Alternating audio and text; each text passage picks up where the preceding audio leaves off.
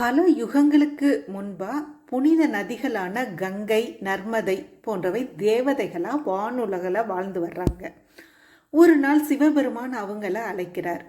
பெண்களே, பூமியில் வாழ்கிற ஜனங்களோட பாவங்களை போக்குறதுக்கு தவ சீலர்களான முனிவர்கள் என்ன பிரார்த்திக்கிறாங்க. உங்களில் ஒருத்தர் மண்ணுலகுக்கு சென்று நதியாக பாய்ந்து ஓடினா அதில் நீராடக்கூடிய மக்கள் நல்லோர் ஆவார் அப்படின்னு சிவபெருமான் சொல்கிறாங்க. எல்லா நதி தேவதைகளும் தயங்கி நிற்க நர்மதா தேவி மட்டும் மகிழ்வோட துள்ளி குதிச்சு கிளம்புனா. சிவபெருமான் மகிழ்வுடன் நர்மதையை ஆசிர்வதிக்கிறார். தியாகசீலியே, உன்னை தரிசித்த உடனேயே மனிதர்கள் தூயோர் ஆகிவிடுவர் அப்படிங்கிறார்.